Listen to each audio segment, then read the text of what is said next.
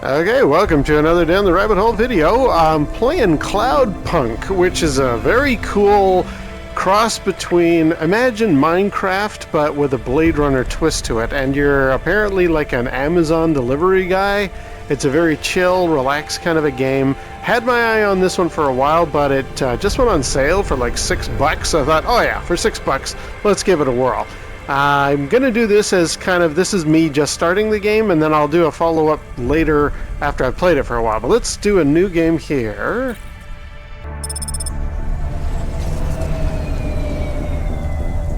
And I think I'm just into it. Okay, here's the tutorial. So that is accelerate, that is brake, steer left, steer right. You can already see it's like Minecraft in a Blade Runner world. Ascend and descend. Okay, that's how to drive. So let's... Ooh, this looks cool. Control, come in. This is... Wait, is this channel receiving me? Driver 14FC, this is Control. We read you. Welcome to Cloudpunk. Okay, a little intro there with the characters getting kind of a talking to by their boss. Go to headquarters, land, and I think from what I gather, this game is you sort of just pick up packages and you deliver stuff. Like, it's a very relaxed kind of a game. Ooh, that's cool. Even got advertising. Where am I supposed to be going? Oh, wait a minute. On the map, it says to go straight ahead and then to the green triangle diamond thing. Okay. And I can go down. And I can go up. And yeah, it's a voxel game. Like, it's not technically Minecraft, but it is neat looking. But what I really want to try is... Oh, look at all the stuff on the map I gotta check out. Oh, I'm gonna be doing that later. Chrome utility. I want to go... Where do I want to go? This is very, very cool. Now, one of the other cool things with this game, from what I gather, is you can actually switch the perspective to first-person view, which I think would be very, very cool. Let me just see if I can do that here. Options. No, oh, okay. That's not, I don't want music. I want dialogue. Nope, I want... What do I want? Volume, audio. Where is the ability to play it in first-person perspective? Because I know that exists. Controls? Yeah, that is the controls. And you can invert X and Y. Maybe it's later. Maybe it's later. All right, we'll just do the game. I have seen though somebody was playing this on Steam, and they had switched themselves to kind of in the driver's seat, first-person point of view. And then I searched, can you play this the PS5 version in first-person view? Whoa, somebody's in trouble. And it did look like you could, so I'm gonna mess around with that. But look at this, like you can actually go into all these little nooks and crannies, checking out this little Blade Runner world here. Love the atmosphere. It's really got what it would be like to be flying around in the Blade Runner universe, down to T. Keeps telling me different sections of town that I'm going to. Why is that number getting bigger? I thought I was heading to the green diamond. Okay, now it's getting smaller. Now, do I want to go higher or lower? Oh, I'm in lower mid-10. Oh, there it is. There's the diamond. Okay, so we'll just land, and we'll get to our first thing. Diamond is below me or above me. What's up here? Okay, no, I guess it's below me. Ooh. I'll go down further. Oh, this looks like a thing. Hang on. I'll bet I go in there. I will bet I go in there. Okay, let me just get this all sorted out here. Nope. That is not where I want to go. Back it up, back it up. How do I land? Find a place to park your vehicle. No, nope, not that way. Oh, probably where it says P. There we go, Kev. Get in the... Get on here. Somehow. How do you park? Park vehicle! Yay! Okay, and here's my character. There's a whole intro where you find out about her and do the stuff. Switch to third-person view! But what if I wanted to zoom into first-person view? Oh, definitely. Wait a minute. There we go! There's first-person view. I knew it was just a matter of time. Oh, very cool. Can we get back? Okay, I'm going to do the adventure and all that stuff. Let me get back in the car. Now, hang on.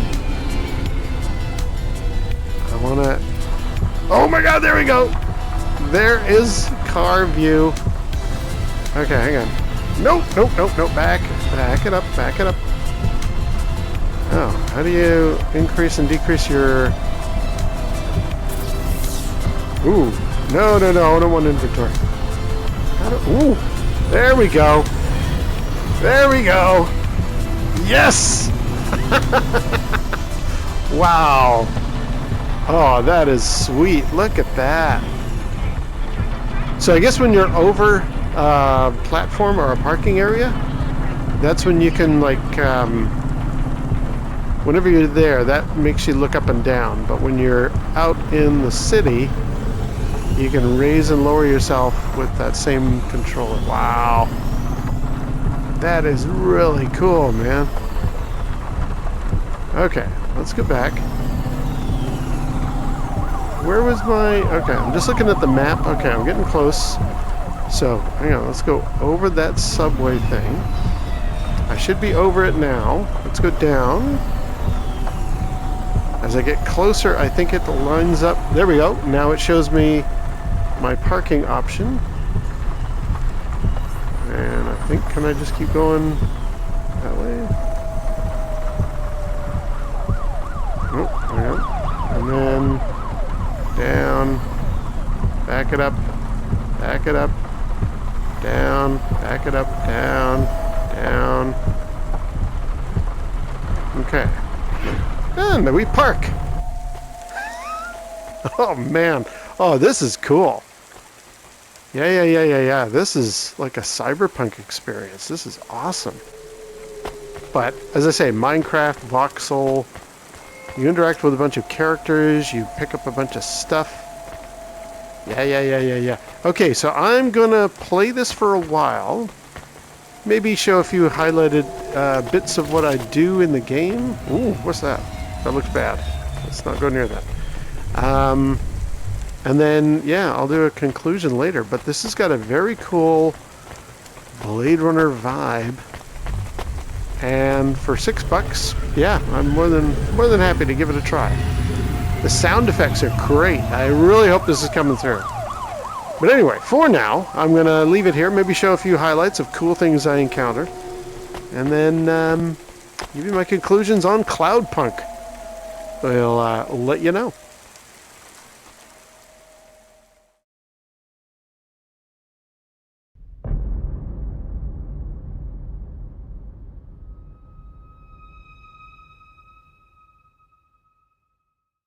Gather your things.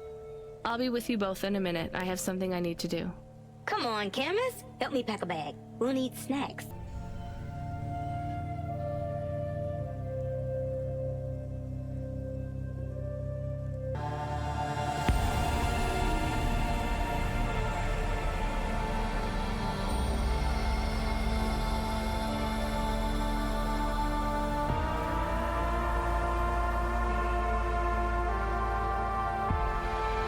Okay, well, I just finished the storyline part of Cloudpunk, and it's pretty good. This has been a very good game. Now, I'm gonna have a few thoughts, but first among them is I'm gonna just play the non-story part of it, because I think that's going to be where this game really shines.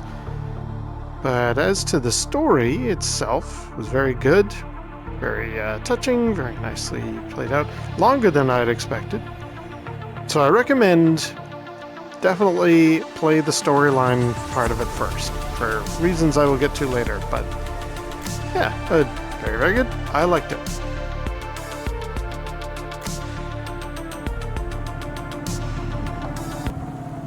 Well, that's it.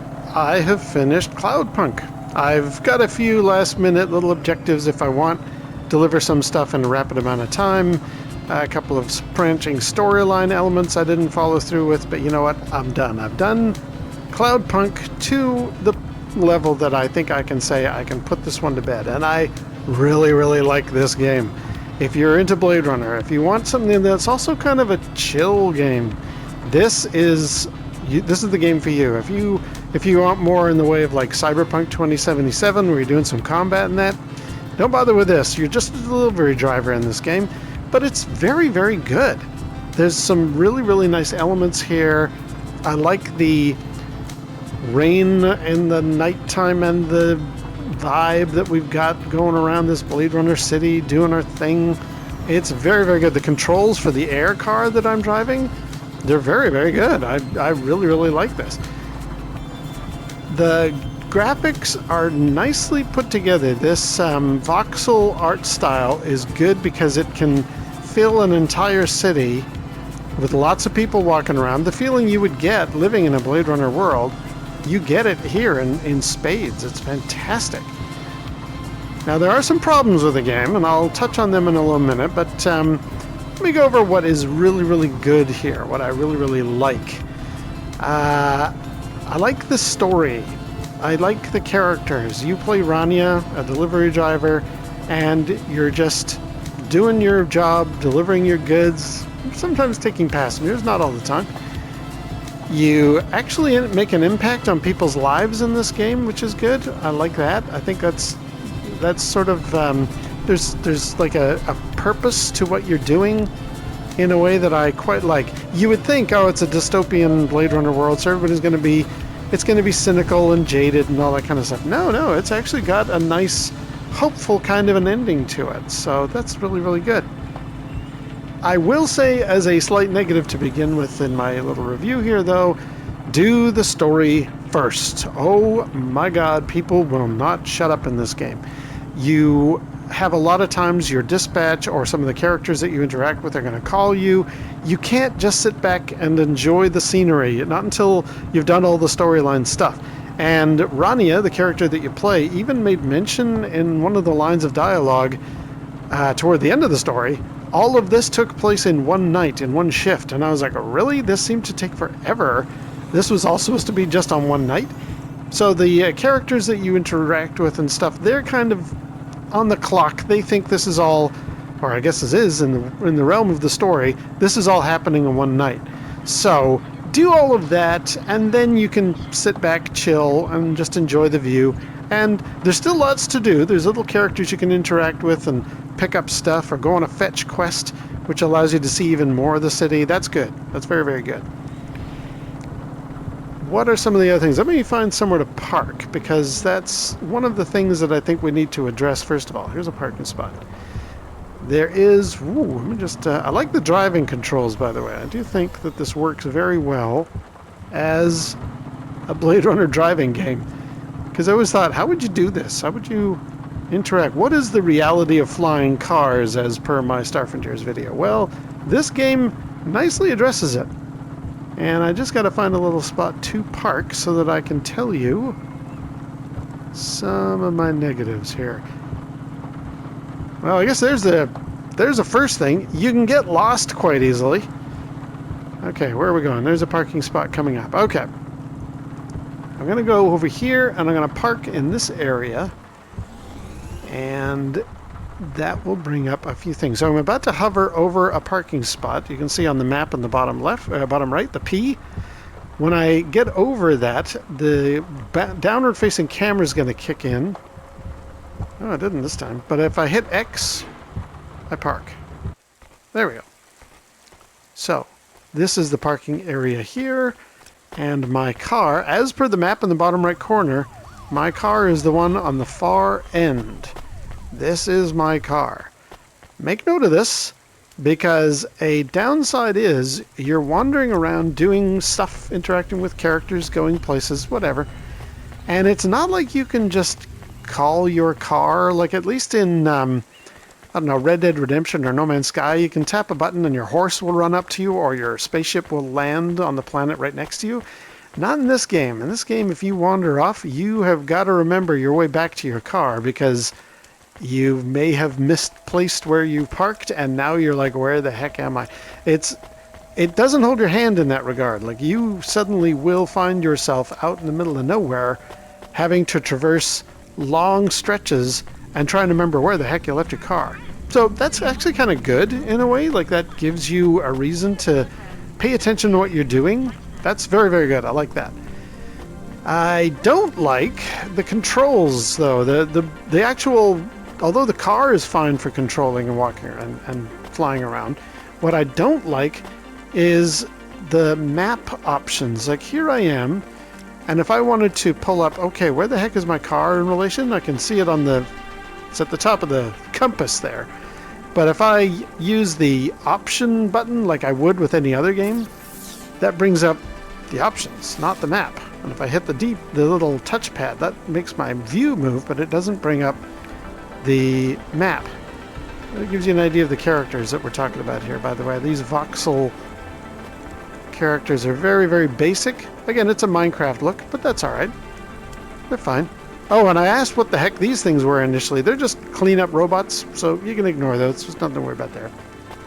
Okay, back to the map problem. So I discovered what I have to do is hit the right on the D-pad to bring up the map. Okay, there it is.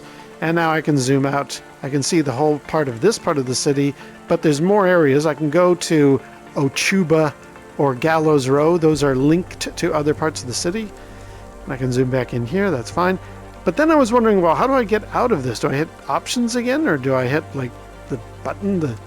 How do I get back out? Circle, apparently. But now I've lost the compass in the bottom right corner. You'll see there is no compass. And I forgot, well, wait a minute, where'd my car go? I know it was, like, roughly this direction, but now I've lost it. What's going on? I don't think they've implemented controls very well. Like, I was thinking to myself, how am I going to do this? You got to use the D-pad to bring back the compass. In fact, is that it? No, it's the other direction? Yeah. So pushing right will make it appear and disappear. But it's not clear. Like, the options don't tell you that. There are a few times where I was running into weird stuff. Oh, there's another one. Let's go buy something.